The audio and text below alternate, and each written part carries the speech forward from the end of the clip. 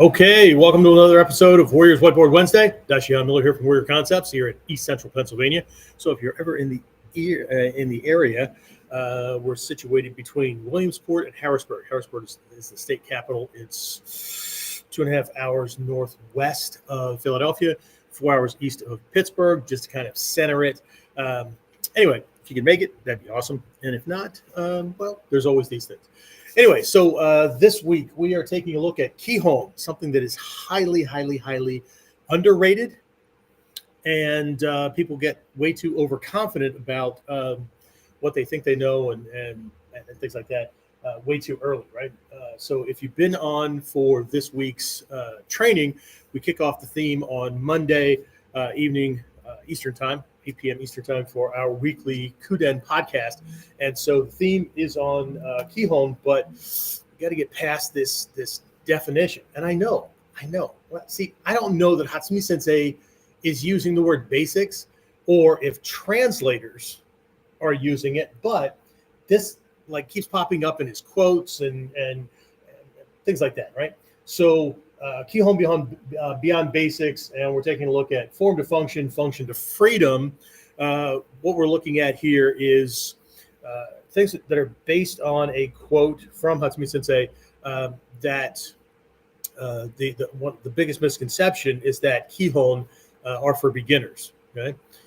Because they're the basics. So be careful, okay? So first thing we're going to do is we're going to break down the kanji to make sure that we're clear about what's really going on here. Hatsumi Sensei has said that Kihon are not for beginners. Okay, Kihon are for people that are working on mastery. It's not the same. Okay, not the same. All right. So I got my handy dandy eraser, got my pen. All right, let me just bring up my notes, and we're going to jump into this. Of course, this is our springboard, or we're going to springboard off of today's class. This is the prelude or the kind of the setup for Friday's masterclass training. So for those of you, again, who have been in for the week, and whether you're local or you're in the Ninpo Masterclass program or one of the Inner Circle programs, Ninpo Master and Ninpo Elite, yesterday, Tuesday, was part one of two. We're going to talk about these three parts. I mentioned 3 parts of Kihon Gata during Kuden. We're going to recap those a little bit. And so last night we worked on 1 and 2. Friday, we're going to work on 2 and 3 and some drills and things like that. But I'll talk about that as we move along. Okay. All right. So again, Kihon beyond basics, right? And again, looking at going from form to function to freedom. Hatsumi Sensei talks about freedom of movement. It's not just body movement. Okay, it's also the ability to move across emotions, across mental states or points of focus, those kind of things. Okay, and again, the quote that I have from him, a couple of different ways. Right, most people think Kihon is for white belts, but real mastery isn't about learning more; it's about going deeper. Okay, there's another quote that I have from him where he says that most people move on too soon. Right? They want that next technique, right? Without ever going deep enough to fully understand the freaking technique they were just working on. Okay.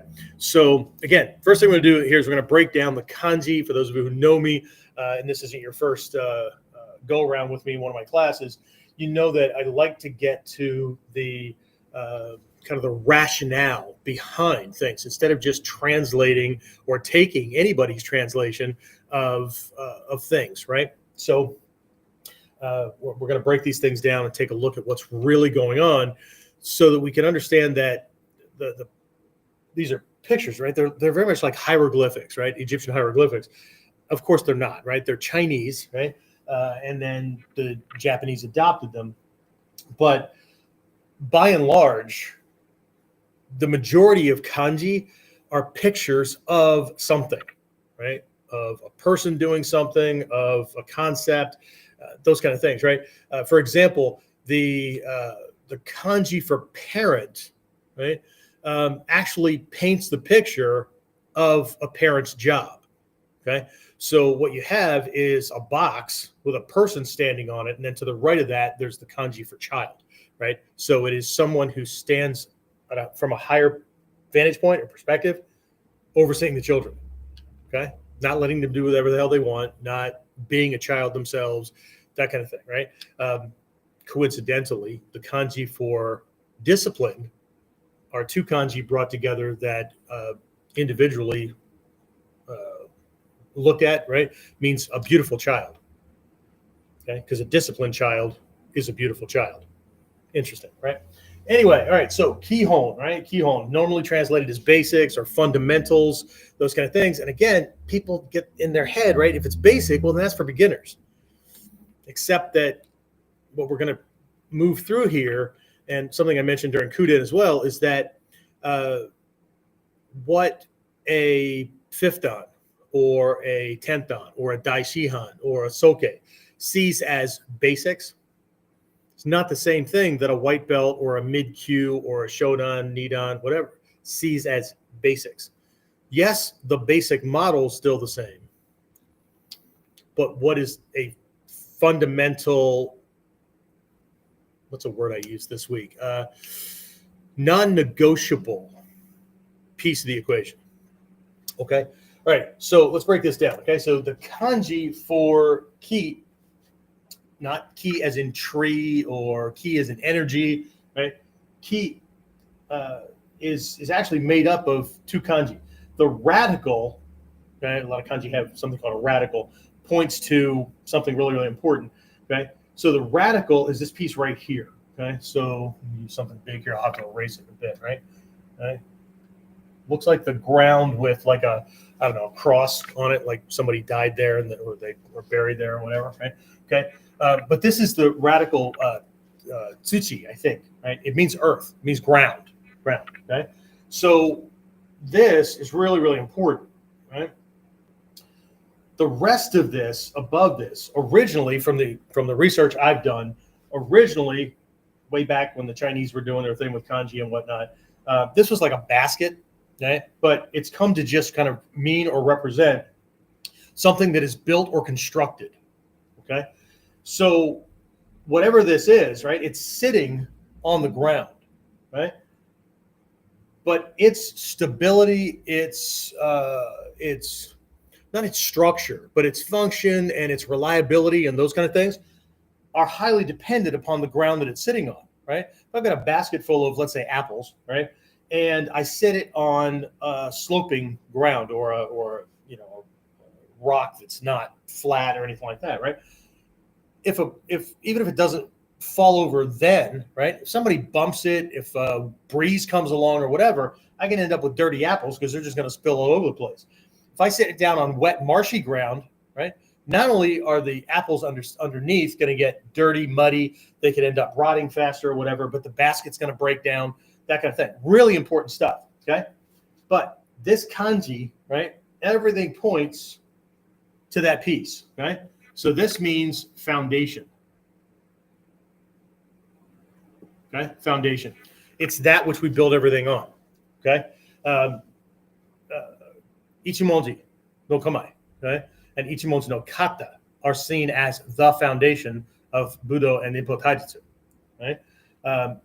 Because just like any other foundation, if it's not strong, then anything that's built on it, no matter how well constructed this thing is, if I build this on an earthquake fault line, if I build it on the side of a cliff, if I build it on, again, marshy ground or whatever, right? No matter how well built it is, the foundation sucks, well, then shit's going to fall down, okay? Things are going to break. They're going to be in need of constant repair. They're not going to hold up under pressure, that kind of thing, okay? The opposite is true as well, right? No matter how stable the ground is, right? No matter how well I know the principles and concepts, right? I can show up for a bunch of lessons like this. I could listen to my teacher. I could read a whole bunch of books, those kind of things. And I can regurgitate the principles and concepts and stuff. Like this is important, right? Sensei said, yeah, okay. But if the way I practice or the forms I use or my taijutsu or whatever, right? The exercises, all those kind of things that I do to live that, if that sucks, no matter how strong the foundation is, no matter how good this art is, anything that's built shitty is going to fall down as well, right? So there's an in-yo kind of thing going on here, right? In-yo is the Japanese way of saying yin-yang, okay? So there's always this, it looks like a dichotomy or a duality, but they're together. Okay? There's a reason that the yin-yang is drawn together, okay? And the kanji used to write yin and yang, or in and yo, right? Point to the light side and the dark side of a mountain. So it's the same mountain, but based on the way the sun traverses the sky, one side gets more sunlight more often, more of it gets lit than the other side, just by its very nature, right? By its positioning relative to us and the sun and planets and all kinds of shit, right? Okay. So anyway, so foundation, right? The strength of the foundation means a lot, okay? This kanji, hon, right, is actually made up of two kanji, right? The kanji for tree, right, which is this cross piece here, the down part here, again, looking like a cross, and these two streamers that come off of it, right? Not this part here, okay? So sans the ichi stroke, right? The kanji for one, right? What we have is tree, okay? Once we put that across, right, then it becomes moku, right? One pronunciation for it is moku. Moku means wood, right? So in that context, this represents the cut because wood is a cut tree, okay? But that's not the translation that we're looking at right now. Hon, in this case, because hon can also mean book, all kinds of things, right? But hon means truth, main, core, principle. When I say main or principle, what I'm talking about is the ultimate or the core truth, right? The thing that can't be shaken, right? So this points to ultimate, like universal truth, right? Whole, home, that kind of thing, right? So this is something that is true. It also means main. It also means like core, but not like the core of an apple. It's not like a center. It's again principle. Okay. So what do we have here, right? So more often than not, Kihon gets translated as basic. We're not talking about basic like here's a letter A, learn how to write that, child, before you get to learn how to write that way, before you get to no, okay? Or how how it might show up in different alphabets, okay? What we're talking about here is something that is so fundamental to the thing. It's the bricks and materials that built the house, as well as the plans that hopefully, right, are based on principles such as strong things used in engineering, like having to pay attention to the sediment or how much weight bearing without dropping. Like when people build a bridge, I used to have a student here whose dad was a civil engineer for our state Department of Transportation, and whenever they did bridges and whatnot, they had to do sediment or sedimentary testing, right? Because those trestles that all go down into the river bed, you got to know what that bed's made of, several layers deep. Otherwise, you build this thing that weighs multiple tons, and over time, it's just going to do this number. Okay, so there's a lot more to it. So what this represents is everything that makes that what it is, that gives it life. But again, the principles and concepts are always working. Gravity, inertia, all that kind of stuff, right? But if our training method, if we're not training or practicing in accordance with these things, we're just following form or assumptions and things like that, well, then in the computer world, it's called GIGO, garbage in, garbage out. It's just shit, right? So anyway, so together, right, this means fundamental truths. Okay? Fundamental truths. Now, every lineage has its thing. And the way you can tell whether somebody has something is not only how long has it lasted, because we have to be careful. The Japanese and the East in general, and there's a lot of traditions in the West as well that do this, that if something suddenly stops working because conditions change and that can't live up to the change, right? What do? Well, then it becomes a hobby, it becomes a pastime, it becomes, there's still people that are doing candle making, okay? Why? Well, it's a craft and people like to do that for ambiance, but candle making is nothing as a commercial venture like it used to be when that's how people lit their freaking houses, right? So, see, it can change, but just because it's still around doesn't mean it's still functional, okay? This points to the strength of the thing that's built from these things, okay? All right, anyway, so fundamental truths. How about if I spell out the whole thing? Fundamental plus truths, right? Fundamental truths, right? So the way I was introduced to Kihon, right? It doesn't matter if it was Kamae, if it was the way the structure is formed for striking. It didn't matter if it was a Kihon gata, right? What I was taught was Kihon are those things that, one, show up again and again and again and again and again as a principle, right? Timing, distancing, angling, flow, those kind of things, right? Again and again, or as techniques because of the strategy of that particular lineage, right?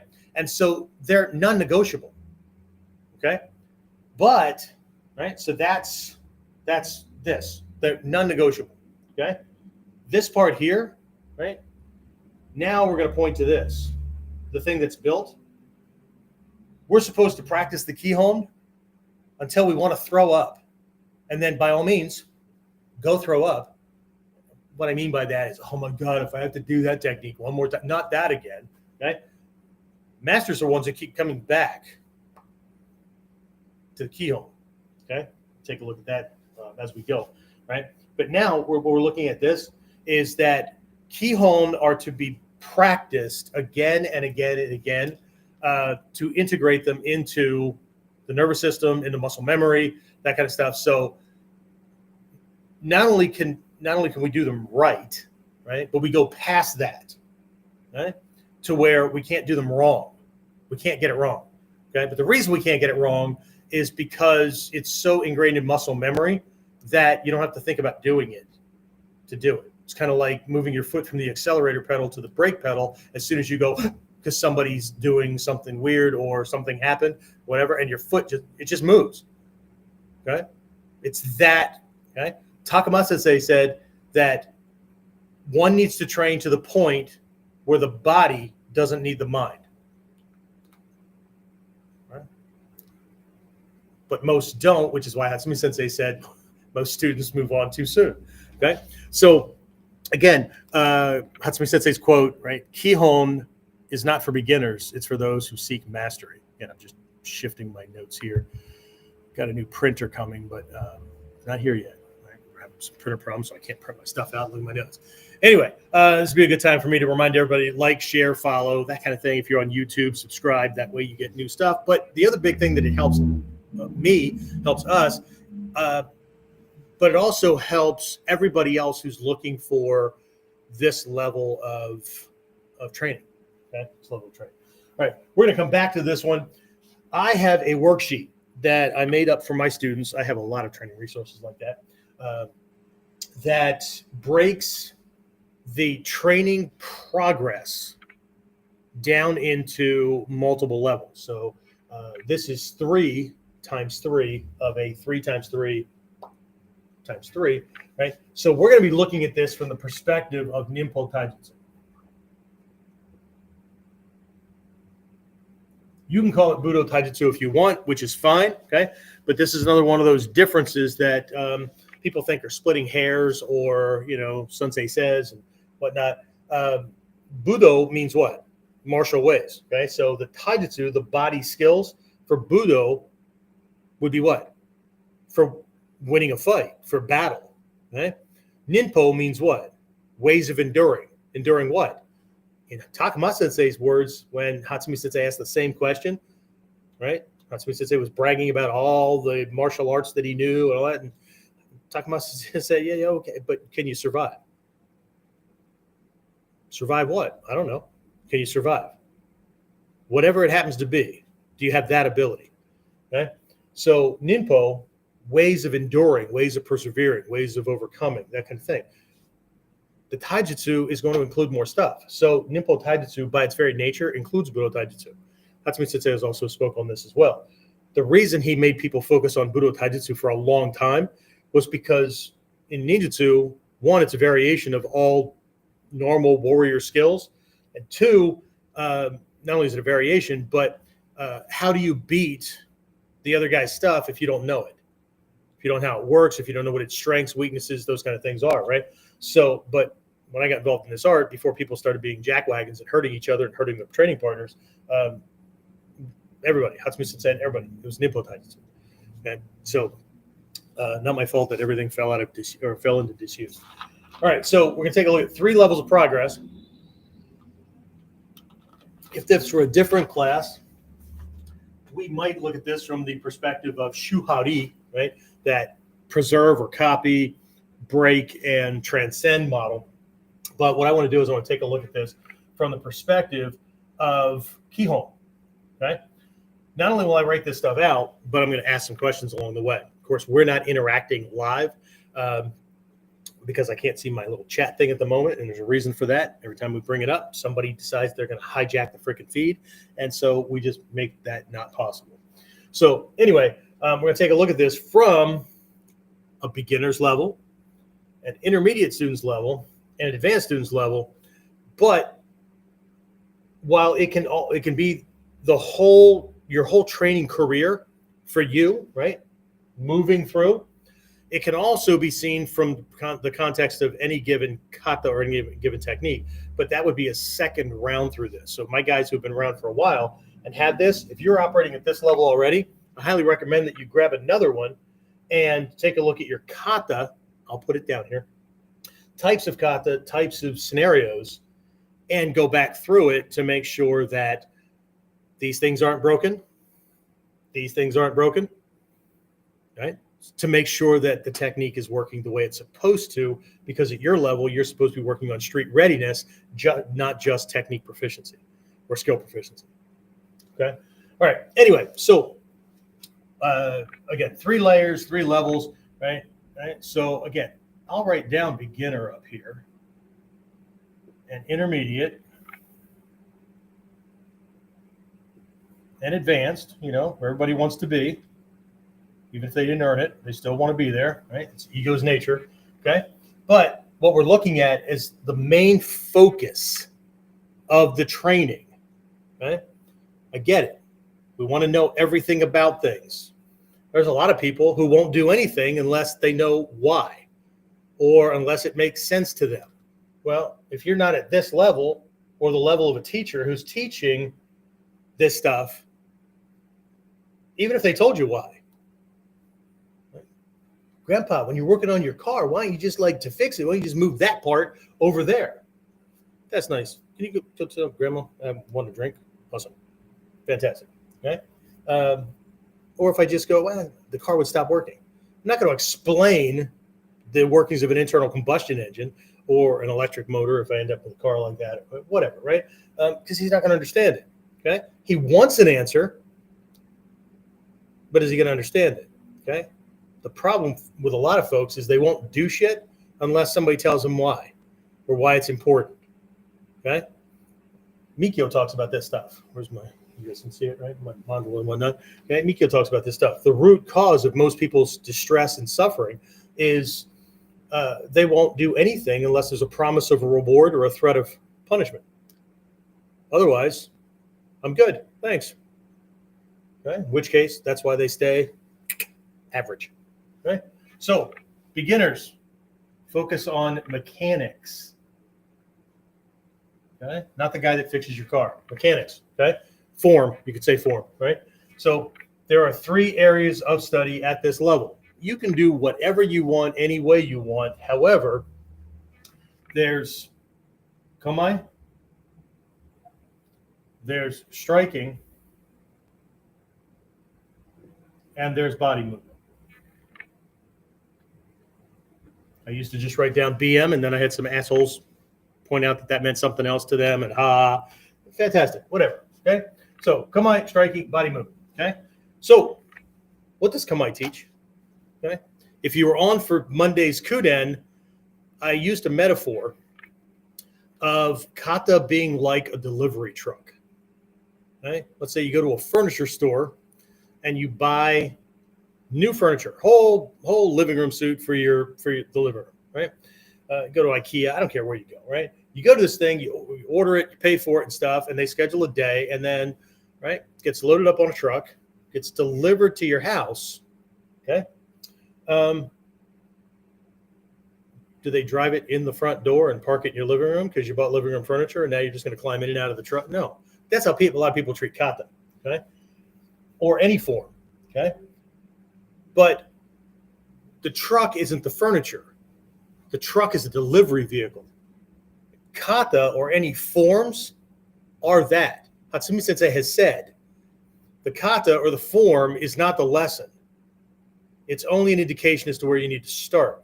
Because, again, back to the metaphor of the delivery truck, it pulls up front yard, driveway, street side, whatever, and then we need a different mechanism, a different method to get the stuff unloaded, carried through the front door, navigated to the living room, and then, right, we need to have a vision, we need to have a plan, right? So we can set things up in a way that it's most useful and functional for what I got it for, right? And then I'm going to use it as I need it, and I don't want to have to think about it. I got it, right? But how many different methods did we use to get it there? And then after all that's done, what do? We send the delivery van on its way. Okay, why? Well, because other people need stuff delivered. Really interesting. So once I master this stuff, teaching is like sending out the delivery van with the stuff that people need. Maybe. Works for me, works for my students. Doesn't work for you. I apologize for the confusion. Anyway, what does Kamae teach? Okay, at this level, Kamae teaches three things. It teaches structure, as in like the three keys for self-defense, right? It teaches you distance control so that he can't get at you as easily.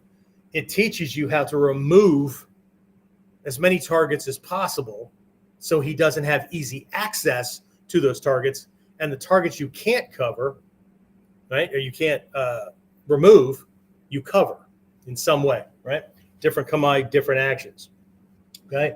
It also teaches balance control, and what I mean by that, it's posture, structure, right? So ears over shoulders, shoulders over hips, hips over feet, right? So we're taking up a position that neutralizes the force of gravity on our body. When we do that, then it's easy to move because we're free, right? But if I'm in a weird hunched position, gravity's pulling down on a whole bunch of my body. Well, if it's working that way, Sensei, why don't you fall down? Because a shit ton of muscles in my backside fire to not fall down, which now means it's easy to move in certain directions, not so easy to move in other directions, and I'm cooking off an inordinate amount of energy. I'm also causing other muscles in my body to fire to support that, okay? If I lean in a different direction, whatever. We have to be careful with that, okay? So what does Kamae teach? What does striking teach, okay? If somebody mentioned it, I know students do on a regular basis. What about grabbing, Sensei? The arms move the same way. The same lessons here. Just because we're not impacting the body doesn't mean that what this is teaching, okay? So it's still teaching structure, okay? I want to be 2/3 to 3/4 extended on impact with the target, so I have drive-through. I still have extension to go, right? And I haven't overshot it, which will diminish power on the strike, or undershoot it, which it'll still diminish power in the strike. I have a power striking program coming out pretty soon. So when I make contact with it, these are not in an anatomically strong position, so they'll be flexed. There'll be blowback on the joints that diminishes power. My strikes won't have the bite that they should have. But at its core, striking, teaches limb extension and limb retraction and maintenance of strength, but also it teaches that the weapon is also a shield, which is why we don't do this, because there's no shield in that process. Well, you just have to be fast enough that you can't get something in there. Really? Okay. Well, I'm 62, which means I'm coming up on 70 fast, and nature says I'm going to slow down. So does that mean I should just hang up my stuff? In most sport martial arts, the senior division, where people start getting handicap points, is anywhere between 32 and 35. I'm almost double the lowest number. Okay, seriously? That's where you start getting handicapped? Yeah, because if you're just going by muscle fitness and muscle contraction and stuff like that, 20-something will kick your ass. So we can't base what we're doing on the stuff that is going to diminish with age. Right? Body movement. What does body movement teach? At its core, balance control. Okay? Rolling is an exercise in balance control, not an exercise in agility. Your agility improves the better control you have, the more coordination you have, the more control you have over your balance, because now in motion, you're neutralizing gravity, or you're using inertia for your benefit, right? You're not doing things that inhibit those kind of things, right? So it's about efficiency. It's about those kind of things, okay? So these get worked on. Can you work on models? Can you work on techniques or whatever? Yeah, right? But there's an inordinate amount of time that's done solo work and or static drills with partners, or you can work on kata, you can work on techniques. I mean, on one level, it's entertaining and stroking ego so it sticks around longer, doesn't get bored so easily, right? But when the technique breaks, the question should be, where are my mechanics flucked? Okay? Intermediate, we're looking at dynamics. Now we got shit moving. Okay? Dynamics. Okay? Timing, distancing, angling, flow, that kind of stuff. Okay? So we have some weird words for these. Okay? Oh, I'm sorry. Let me go back here a little bit, right? That's a Kihon. That's a Kihon. That's a Kihon. Okay? Non-negotiable. Dynamics. We have what students tend to think of as drills because of the way we introduce them, but it's not a drill, it's a concept. Okay? We have something called, let's call it Sen Undo. Undo means a drill or an exercise. Okay? Sen points to something that's linear. Okay? En Undo, again, drill or exercise, it's about repetitiveness. Okay? And En, right, is circular. Right? And then we have Kihon Gata. Only in the Gyokko-ryu and the Bujinkan in general did they borrow this from Gyokko-ryu, right? Where it's called Kihon Happo. But there's a process to that. Kihon Gata are example forms, right? So we learn Ichimonji no Kamae, and then we learn Ichimonji no Gata. Kata, Gata. Jumonji no Kamae, Jumonji no Kata, right?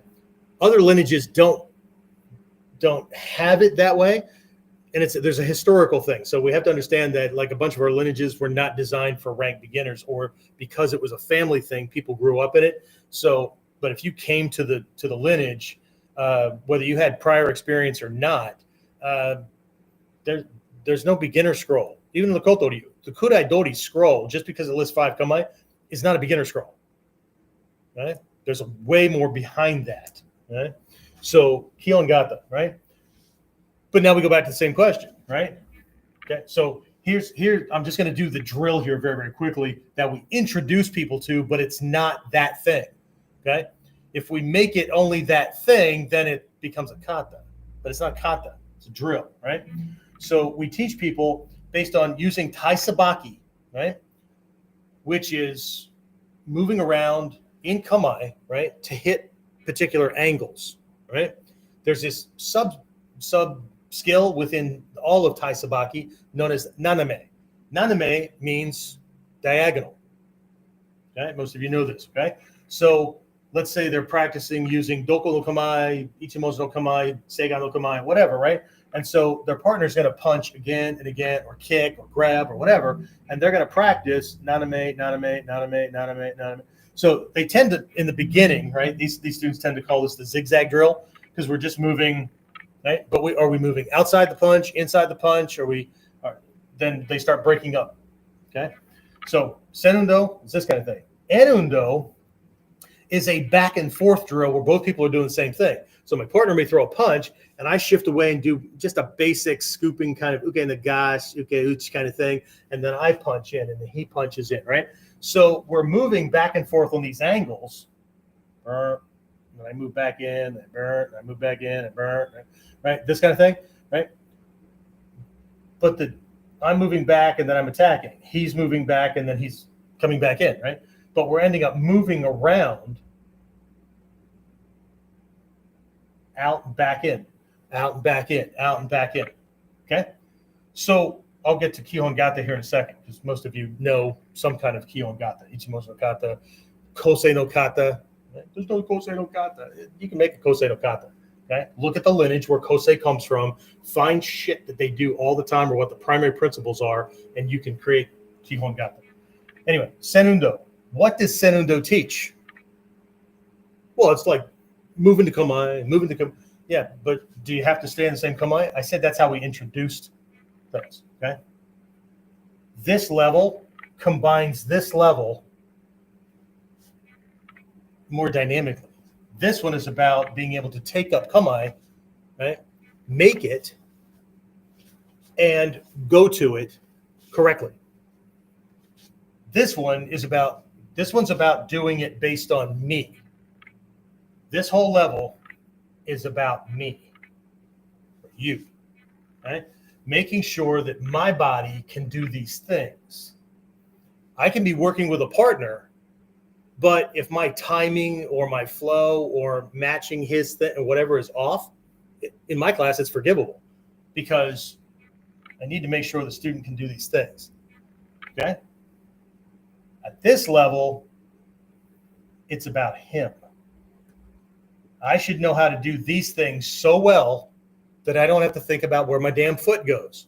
I don't have to think about how to make Ichimoto no Kamae. I don't have to think about how to do the uke-uchi or the shuto or whatever, right? I don't have to think about stepping and weight distribution and how the legs are supposed to move from the knees down and those kind of things. Shouldn't need to know that, okay? So here, now, based on the way he's coming in, the angle of the attack, I'm moving so that every time I move, I T-bone his body. My power line always goes to his balance line. So I can take him with one move, and I'm always closed. So what's this teaching? It's teaching moving from Kamae to Kamae, same Kamae or a different Kamae, over and over again without losing the benefits of Kamae. I briefly discussed them up here. It's okay. It's on the worksheet. I'll try to remember to put that out so that people can grab it, right? So this is about moving and sticking to the Kihon of Kamae first, Kamae last, Kamae always. I don't break from Kamae. Right? Yeah, but Sensei and the master teachers move around and like Shizen. Yeah, Shizen Tai. Because they don't have to work on timing, distancing, angling, and whatnot, where their Kamae is going to make up for slop. They're always at a range. The partner, the uke always has to overextend to get them, right? And if they don't, they're so close that he can't get at them because of the way the body's built. So they're always hiding their body and their body parts in a blind spot, okay? Also a Kihon, right? At a much higher level, okay? Enundo, right? Okay? Because this is not correct. This is about movement maintaining. Okay, so if I go from one to the next one, see it? The cover never leaves. Okay, if I go from this one to changing sides, this hand never leaves this spot. Okay, I'm always moving from behind my shields. 1, 2. Okay, it's not different. This one is about what? This is about defense to offense transition and offense to defense transition. Whoever is punching, the other person is receiving it and coming back in. You mean like Ichimonji no kata? So here I learn 1, 2, 3 to get that right. But Kihon got this down here. Yeah, it's not that you can't do it. Okay, I can do it. There's a strike in there. There's a kamae in there. There's body movement in there. Dang, dang, dang. This.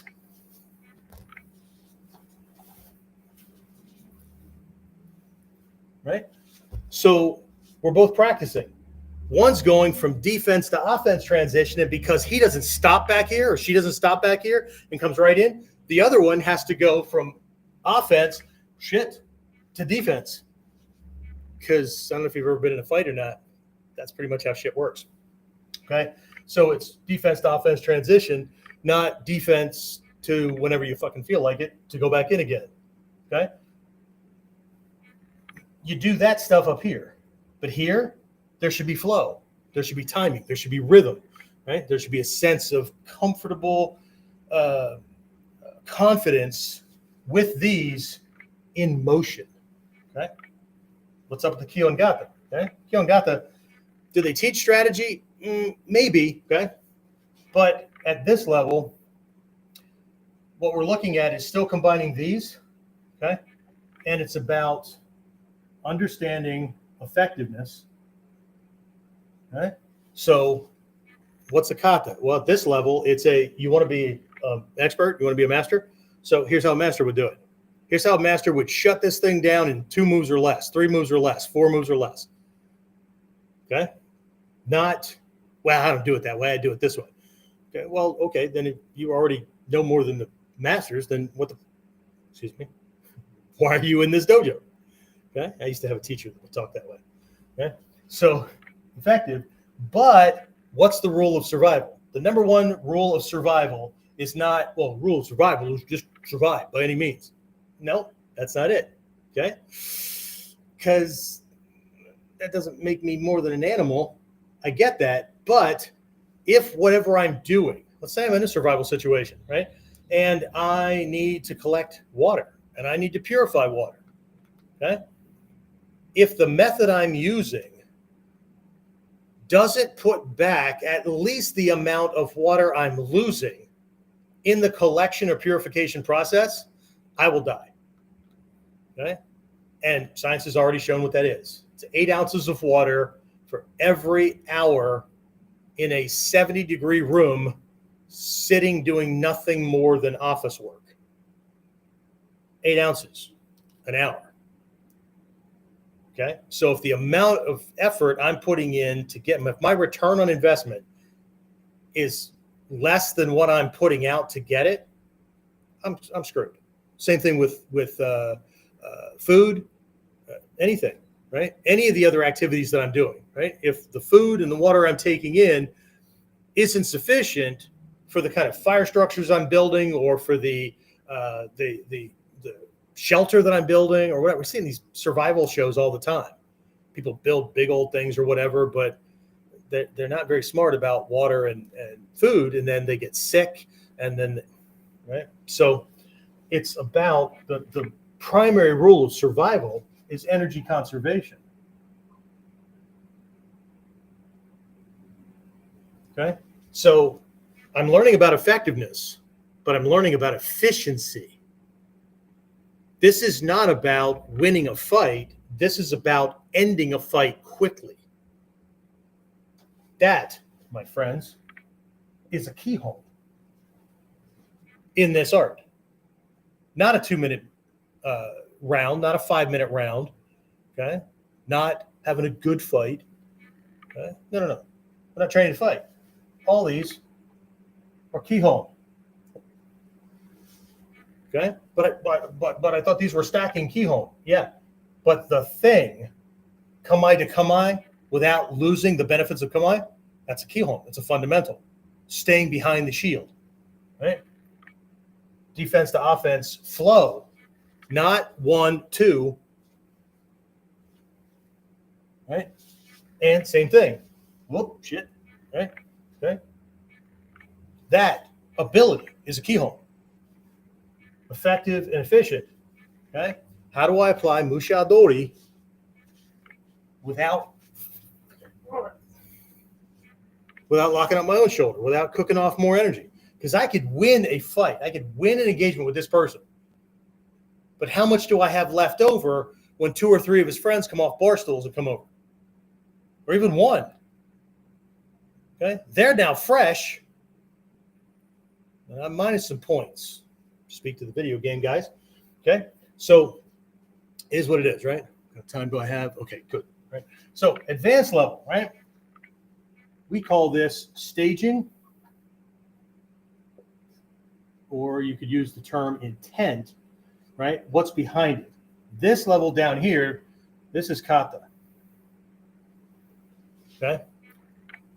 And have a whole lot of space here, and I didn't want to write smaller, but kata are scenario-based and potential. They're wrapped around potentials, okay? So not just how you can end something, which is how people normally look at it, okay? But how that scenario could play itself out. It starts with, is he striking as his initiation, right? The initial point, right? Is he grabbing, okay, as his start point? Did he strike? And so there's ones where, like, he strikes, you finish, Ichimonjo kata, right? There's other ones where he grabs, and so you confuse, hit, bring him down, right? Like in Tagagi Yoshin. What is that called? Katamune Dori? No? Maybe. I don't know. Call it Bob. I don't care, right? So, but there are these things, right, where he does this thing and you resolve it. But there's also kata where he punches, yuke nagash, he punches again, yuke nagash, and then you do your thing. Well, what is that teaching? Could be teaching that he caught you off guard and you had to get your head in the game. And so the next one's already on its way. You got to do that thing, right? Which is why we teach this a lot, because you may have to do get the gosh. Oh shit, right? Because we're looking for an opening. I'll get to that over here in a minute. Okay, we have to find that opening. Otherwise, we're just throwing shit around, hoping it sticks. Okay, or he throws one, and when I do uke nagash or I do my uke uch, right? The pressure and what that I feel is I don't have him off balance. I don't have him distracted. I don't have an opening. So moving now would be freaking stupid. We don't think in those terms. We just know it. Okay. My angle could have been off. My distance could have been off. All kinds of things could have been screwed that I didn't have the opening. So I'm going to wait for the next one. I'm going to wait for the one that when I deal with it, it gives me what I need to go in. So I'm going to fight smarter, not harder. I'm not going to rush to my own death. Right? Or we have kata where, like, I always get these two mixed up. Is it KO or Kato? I think it's KO, where he comes in with this thing, you do this move, it knocks him back, but he resets and then comes back in, and then you've got to finish for that. Okay? So you got a kata that shows different potentials in a fight, right? He throws a punch, you do this thing. Let's see. Koku. Renyo in Gyokoryu, second kata. Okay, you go to do koku, right? Bing, bing, right? Catch this thing or whatever. You break his balance by parrying that leg, and he goes and reaches out and grabs you. So you just went from a striking base thing to a grabbing base thing, and I need to adapt on the fly and take this guy down. So, right? It's this. There, these kata are showing potentials. They're showing strategic and tactical maneuvering within the situation that's occurring. They're throwing a bunch of variables at you and showing how to string your bases together, not losing cover, flowing, efficiency, effectiveness, right, to resolve this thing. Interesting, yes? So what's this one for? Well, this one's for Muto Doi. Right? I used to put versus combo attacks over here, but Muto Dori, okay, where I'm outgunned. Okay? Muto Dori is not just I don't have anything and he has a blade. Okay? I could have a smaller weapon than he has. It could be both unarmed, but he's taller, he's longer, he's strong, right? So there are Kihon for handling the fight that are strategic and tactical principles and concepts that have to be learned so we're not just throwing shit around. Because this level is getting us ready based on scenario-based thinking for somebody out there throwing whatever they want, not your friend in the dojo throwing whatever he or she wants, or which is usually just whatever the teacher demonstrated. Okay, so at the mechanics level, the focus is on structure, posture, again, striking as limb extension, limb retraction, kamae as in cover, stability, balance, those kind of things, right? Training emphasis should be solo work. It should be angles, static pair forms, those kind of things. So again, right? Kamae is not just a pose. If we think of kamae as a delivery van, right? What lessons is it delivering to you? What do you have to open it up and pull out? Okay. Same thing. What is striking teaching? What does ski teach? Most people miss that ski is like a jab. Doesn't look anything like a jab, but its fundamental purpose is the same as a jab, which is not to land a strike. It's to break his kamae. If we miss that, there's a whole bunch of shit we're going to have a problem with or not doing. Okay. Or we're going to try to integrate jabs into things because we miss doing jabs. We like, how do I like distract him? How do I do certain things? Like this ski, man, that doesn't do that. Yeah, it does. And ski also teaches you how to strike through kamae, right?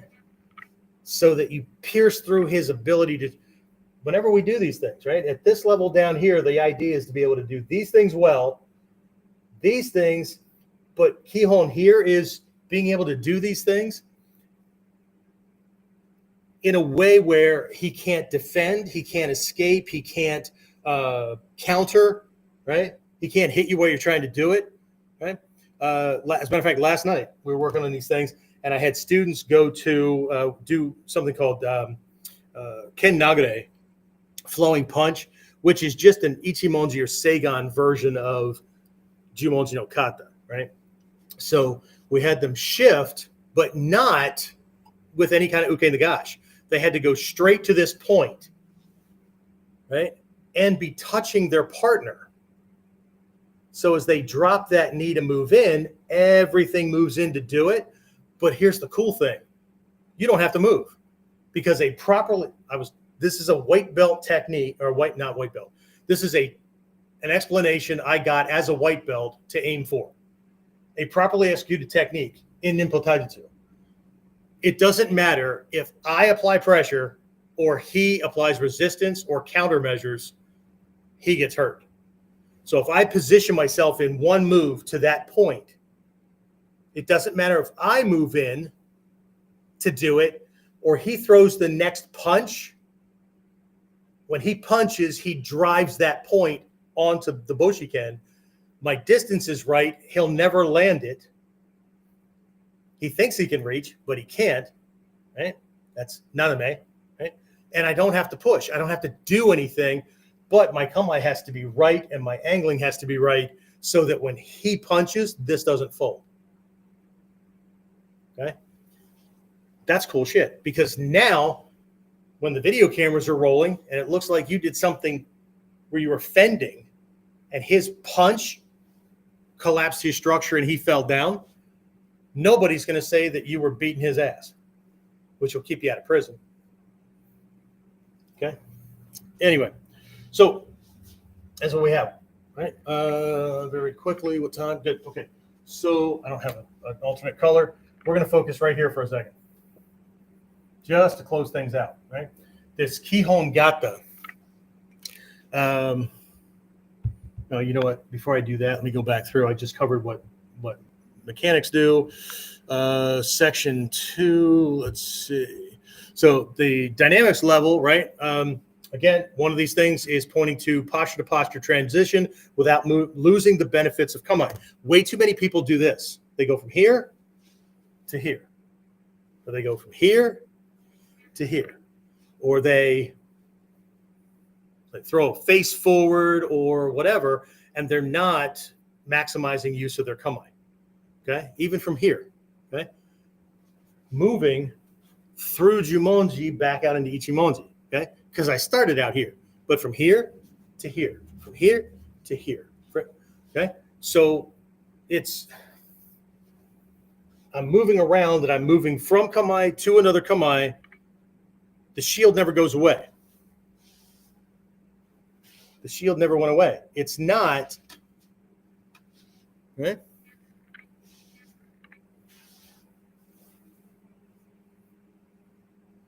Okay. Very different. Okay. Enundo. What's Enundo teach? It teaches transition between defense and offense. Right? It's either offense to defense transition or defense to offense transition without stopping. Okay. In Kihon, it shows movement conservation and repositioning for the next move, because the end of all your Kihon Gata have you in a position where, or should have you in a position where you are lined up with him. So if he rolls and comes back out and comes back at you, right? Or you're positioned so that you can survey the territory, right? So you're not like dumping the guy or hitting and then chuckling, and you're completely unprepared, right? So Zanshin, right? Mental awareness is in there, those kind of things, right? So that would be another one that I would put in here as a Kihon, Zanshin, right? Lingering mind. Awareness before, during, and after, but what am I supposed to be paying attention to? Okay? So to most people, the technique is over as soon as the last shot's been delivered, or I break his balance and he starts dropping into the roll. Well, that's not smart, because in some of the lineages, Kotoryu, Shinden Fudo Jutaijutsu, those kind of things, right? During the throw, if he couldn't counter at the 2 or 3 points prior to the throw being successful, then his last chance before he has to just do ukemi is to attack you in the middle of his ukemi, in taking ukemi. Attack your leg, groin, underside, grab your weapon, whatever. Okay. So if we are the thrower and we detach our mind, as soon as his balance is broken, because success is not final. Okay. It's not over just because the technique is over. Right? It's not the same. And then at this level 3, right, with the kata, okay. So what we're looking at now is Kihon now reveals strategic intent. Kata becomes the scenario drill model for unarmed against grabbing attacks, unarmed against striking attacks, defense against armed attacks, right? So again, the question down here now is, what strategy does this Kihon teach? Any kata can be seen as a Kihon. What strategy does that teach when things go off script? Because if everything stayed to script, we wouldn't need anything more than Kihon Gata. Right? Takamasa said that, right? If you're aiming for basic self-defense, you don't need more than Kihon Appo. But see, Kihon Appo is not the same as Kihon Gata. Kihon Appo as a process is taking every single one of these and making Ichimonji no Kata. We're going to make 8 variations. And then every single one of those variations, we're going to make 8 variations. And every single one of those, we're going to make 8 variations. You'll rediscover all the kata on all the scrolls of all the lineages, and then a shit ton more. Okay? But this is the realm of principles and concepts. This is what pushes through and gets you to not be so focused on kata, but not like a lot of people where they throw away the kata because Sensei said so. Yeah, Sensei was talking to what rank person, right? Throw away the kata. Well, how do you throw away something you never really knew? Well, I know it, and you do this, and you do this. everybody moves on too soon. What's that quote again? They want the next technique. This is a process of going from being a technique collector to a fight ender, to an attack controller. They're not the same. Not the same. Okay? You could have, you could know 100 techniques and still be incapable of using anything that you learned in those techniques. Well, if you don't believe me, look at the way most people end up going through an entire martial arts system. Ours or somebody else's. And then when they spar, you see a stance or two, maybe. You see a strike or two, and you see a kick or two, or whatever the takedown is or whatever. They settle on their favorites. What a waste of time. Learn everything else. Holy shit. Okay? And then that's just accepted as well. That's just the way it works. Okay, fair enough. Okay, but I do know if you don't put it in, it's not coming out. Okay, so again, what are these things teaching? Right? Again, that delivery truck kind of thing. The technique is not the gift, right? The technique is the truck. The question is, what is that thing delivering? Okay. All right. Very, very quickly here. Now we'll transition over here to this Kihon Gata. There's three parts. Three parts to Kihon Gata. I covered this briefly during Kuden. I'm going to stay just as brief for this one. Let me get a contrast in color. Oh, they're all the way over there. Never mind. All right. So there are three phases or three aspects to every kata. I just went into this for one of my classes here not too long ago, where like people learn a Kihon Gata. Let's say it's Ganseki Nage, okay? That throwing a big rock, right? Or boulder throw. And so because this introductory form has this name, they assume that everything that's in it is how you do Ganseki. Ganseki's the execution part. It's named after the last part of the technique. It's actually named after the process by which you would move a big rock or a boulder or something heavy without killing yourself, without hurting yourself, to make the job easy. That's what it's teaching. Okay? So if somebody, let's say you're removing friggin' rocks, truck backed up, you need to get these rocks from here into a pile over there so that people can take that and do some landscaping or whatever, right? So this guy up on the truck is doing this kind of thing and handing you the rock, right? Well, I could catch this thing and carry it over and drop it and be straining my back just like he is. It's stretching out my freaking arms, so I ruin my shoulders and all that. Or when he hands it down, I can catch this thing in a way and move my body in a way and then let gravity and a little bit of inertia drop that onto the pile. Does that look familiar at all? Okay. So, but what I was covering with the students was that, you know, we teach it from a kumiuchi or a double lapel grab or whatever. So everybody thinks that the whole thing is Ganseki. It's not. Okay. This gata, just like Ichimonji, just like Jumonji no kata, just like Hicho, just like Mushadori, whatever, right? There is an entering phase, Japanese, yori, okay? There is a catching or taking phase, catch, take. That's when you know whether or not you can do the other thing. Otherwise, you might have to do something else, right? So this is called dori, right? To catch, to take, to seize, right? And we have the execution. Execution phase. This is stuff we're going to focus. We're focusing from this to this for Friday's masterclass, right? Execution is the application of the thing, okay? But I have to earn every phase. This one requires me to observe and pay attention and enter so I don't get my ass kicked, right?